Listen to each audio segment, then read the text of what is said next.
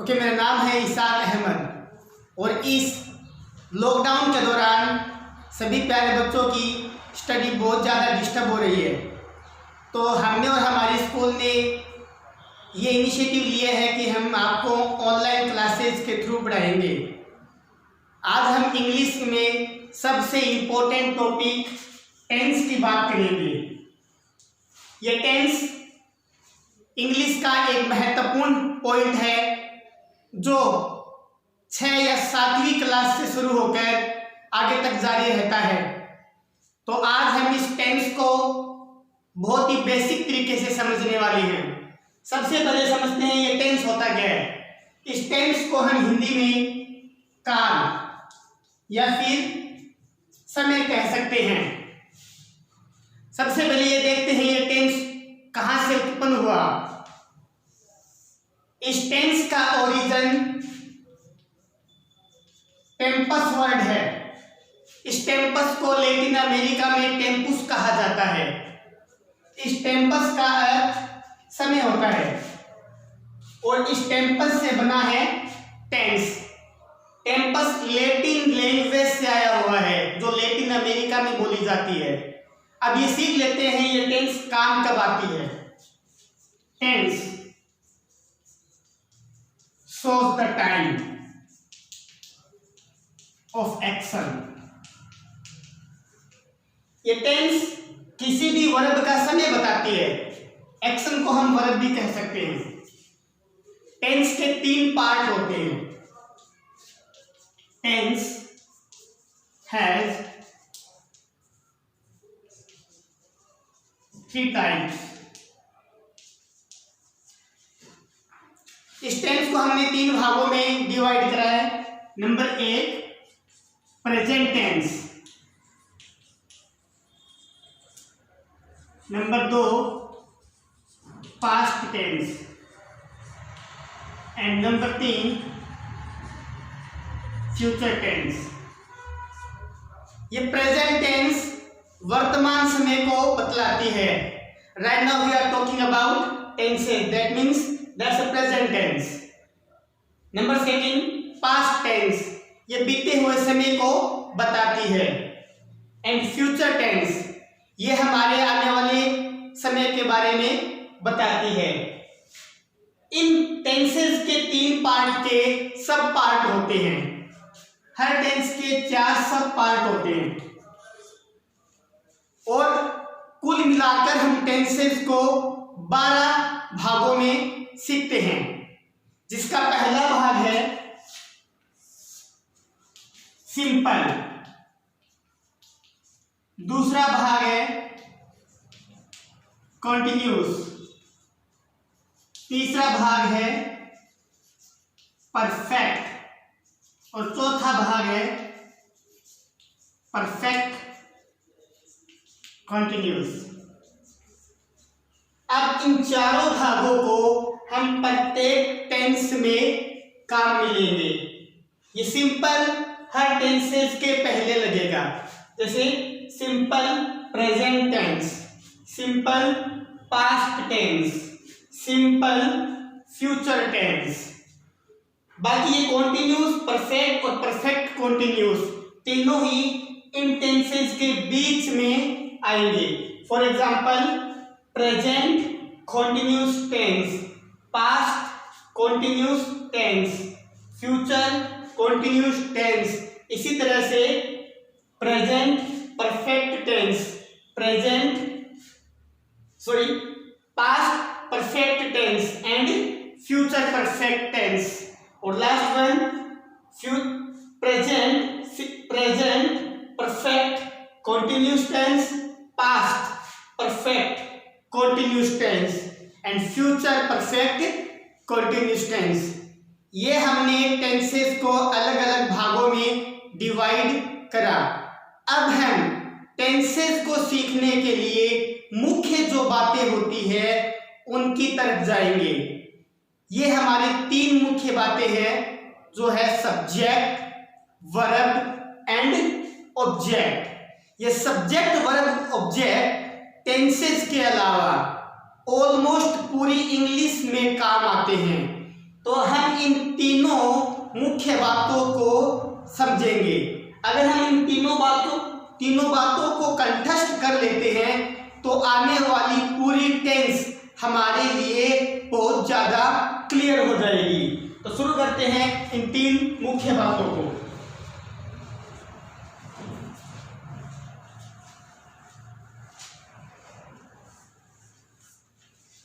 सबसे पहले हमारा नंबर 1 मुख्य पॉइंट है सब्जेक्ट। सब्जेक्ट जिसको हम हिंदी में कर्ता कहते हैं। ये सब्जेक्ट मतलब काम को करने वाला।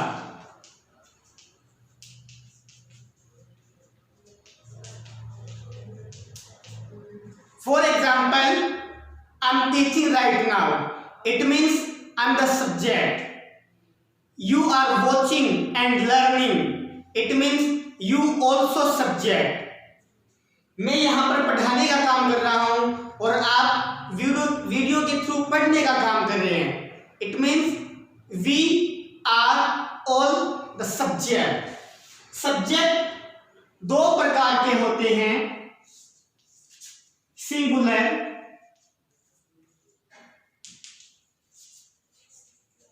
and plural. सिंगुलर मीन्स एक वचन। जिस कर्ता की संख्या आई मीन टू से नंबर एक होगा वो सिंगुलर सब्जेक्ट कहलाएगा, और जिस काम को करने में कर्ता की संख्या नंबर बहुत ज्यादा या दो से ज्यादा हो वो प्लूरल कहलाएगा। फॉर एग्जाम्पल, राम स्कूल जाता है। Here Ram is singular subject and हम पढ़ते हैं। Here we are plural subject. Ram एक था तो सिंगुलर सब्जेक्ट हो गया, और हम बहुत हैं तो प्लूरल सब्जेक्ट हो गया। अब बात कर लेते हैं सिंगुलर कौन से होते हैं। अगर हम सिंगुलर की बात करें तो सिंगुलर में 4 हैं, he, she, it and one name. For example, Ram. We will use the name of the Ram because Ram is Lord. Ram भगवान है और भगवान का नाम लेना अच्छी बात है। ये सिंगुलर है, ये ही, सी, इट, नेम। ही यहाँ पर किसी एक पुरुष को इंडिकेट करता है, जैसे वह जाता है। इसमें जो वह है वो हमारा सब्जेक्ट है, लेकिन ये किसकी तरफ इंडिकेट कर रहा है? ये किसी एक लड़के या पुरुष की तरफ इंडिकेट कर रहा है, तो इसका मतलब वह है, और ये काम आएगा एक लड़के के लिए। सी, इसका मतलब भी होता है वह, लेकिन ये स्त्रीलिंग आई मीन टू से किसी औरत या लड़की की तरफ इंडिकेट करता है, जैसे वह जाती है। यहाँ पर वह का मतलब सी हो जाएगा, तो एक लड़की के लिए। इट का मतलब होता है ये नॉन लिविंग थिंग को प्रेजेंट करता है, लाइफलेस थिंग, वे चीजें जो जिंदा नहीं है, आई मीन टू से निर्जीव है। फॉर एग्जाम्पल, ये चौंक, ये संजीव नहीं है क्योंकि ये इसमें कोई लाइफ नहीं है, मतलब इसमें कोई जीवन नहीं है, तो इसके लिए हम लगाएंगे इट। ऐसे कह सकते हैं, chalk is white and again it is white. Name, कोई भी एक नेम सिंगुलर कैटेगरी के अंदर काउंट होता है, जैसे राम या श्याम या दीपक। ओके, कोई एक नेम, कोई एक number singular number singular subject कहलाएगा। अब बात कर लेते हैं प्लूरल सब्जेक्ट की। ये बहुवचन की कैटेगरी वाले होते हैं, तो इनके कर्ता के नंबर भी 1, 2 या 2 से अधिक होते हैं, जैसे आई, यू, वी, दे। ये जो आई होता है इसका हिंदी में अर्थ मैं या मैंने होता है। ये एक्सेप्शन है, आई मीन टू से ये अपवाद है, कभी ये सिंगुलर कहलाता है, कभी ये प्लूरल कहलाता है। उसके बाद बात कर लेते हैं यू की। अलग अलग टेंसेस में होता है, वो मैं आपको क्लियरफाई करता रहूंगा कि कौन सी टेंस में ये सिंगुलर है, कौन सी में ये प्लूरल है। Right now we will talk about you.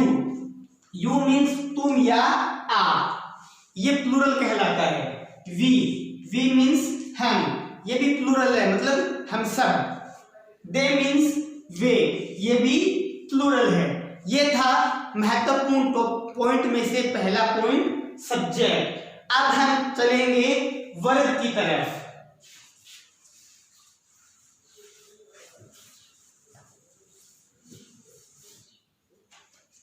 Okay, पहला टॉपिक था, पहला पॉइंट जो सब्जेक्ट है वो हमने क्लियर कर लिया। अब हम चलते हैं नंबर 2, वर्ब। इसे एक्शन भी कह सकते हैं। इसका हिंदी में अर्थ होता है क्रिया, मतलब काम को करने का तरीका, काम को करने का तरीका।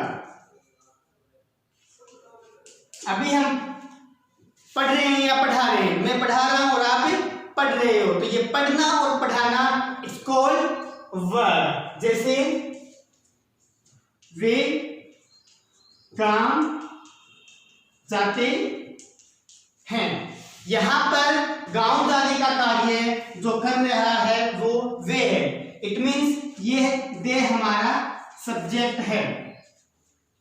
उसके बाद बात कर लेते हैं, यहां पर गांव को जाया जा रहा है, तो ये जाना या जाते ही हमारी क्या है, वर्ब। तो कर्ता के द्वारा काम को करने का तरीका, मतलब गांव को जाने का तरीका, ये जाना ही हमारी वर्ब है। ये जो वर्ब होती है ये अपने आप में 3 भागों में डिवाइडेड होती है।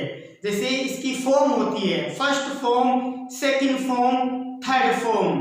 कुछ फोर्थ और फिफ्थ फॉर्म बोलते हैं, लेकिन वो होता नहीं है, वो टेंसेस के अकॉर्डिंग होता है। जैसे प्ले,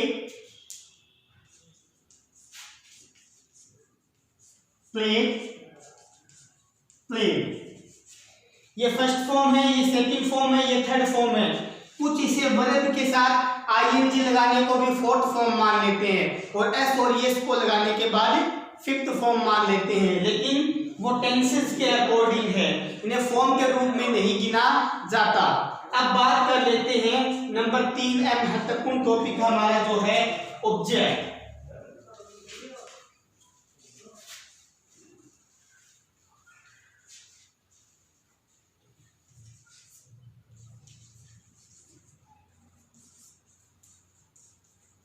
ऑब्जेक्ट, इसको हिंदी में हम कर्म कहते हैं।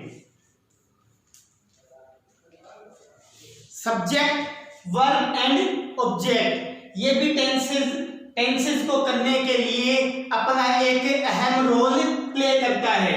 ऑब्जेक्ट होता क्या है, कर्ता के द्वारा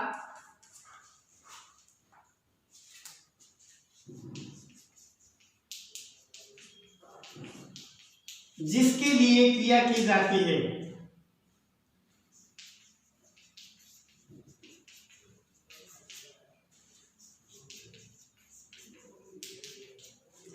जैसे मैं वाक्य लिख रहा हूं, राम क्रिकेट खेलता है। ओके, राम क्रिकेट खेलता है, इसमें 2 चीजें तो हम आइडेंटिफाई कर सकते हैं। जैसे राम सिंगुलर सब्जेक्ट है, खेलना वर्ब है। अब कर्ता के लिए जिसके लिए भी क्रिया होगी, कर्ता के द्वारा जिसके लिए भी क्रिया होगी, वह शब्द हमारा ऑब्जेक्ट कहलाएगा। अब समझ में आ रहा है, कर्ता राम है जो खेल रहा है क्रिकेट को, तो ये क्रिकेट ही हमारा ऑब्जेक्ट हुआ। ये थे टेंस को सीखने के लिए 3 मुख्य point, subject, verb and object. Subject again define कर रहा हूं, काम को जो करता है वही सब्जेक्ट कहलाता है। जैसे वे जाते हैं, here way is subject. Subject 2 प्रकार के होते हैं, सिंगुलर एंड प्लूरल। सिंगुलर 4 होते हैं, he, she, it and singular name. Plural subjects में I, you, we and they. Again उसके बाद हम बात करेंगे नंबर 2, वर्ब। वर्ब काम को करने का तरीका होते हैं, जैसे वे खाना बनाते हैं, वे तो करता है और बनाना क्या है, वर्ब। और नंबर 3 ऑब्जेक्ट, इसी में देख लेते हैं, ये खाना क्या हो जाएगा, ऑब्जेक्ट हो जाएगा। ये किसी भी टेंस को सीखने के लिए हमने जो 3 मुख्य बातें सीखी हैं, ये इंपॉर्टेंट कैटेगरी में आती है। इसके आधार पर हम टेंसेस की शुरुआत करेंगे। सबसे पहले हम पास्ट टेंस की तरफ चलेंगे, जो हम अगले वीडियो में करेंगे। ये वीडियो आपको कैसा लगा, लाइक करें, सब्सक्राइब करें। और ये पहला वीडियो था, तो इसमें कोई गलती हो तो उसको हम अगली बार इम्प्रूव कर लेंगे। और बच्चों घर पर पढ़ें, पता नहीं कब स्कूल कॉलेज कोचिंग सेंटर्स खुलेंगे, तब तक घर पर रहें। Stay home, stay safe. Thank you so much.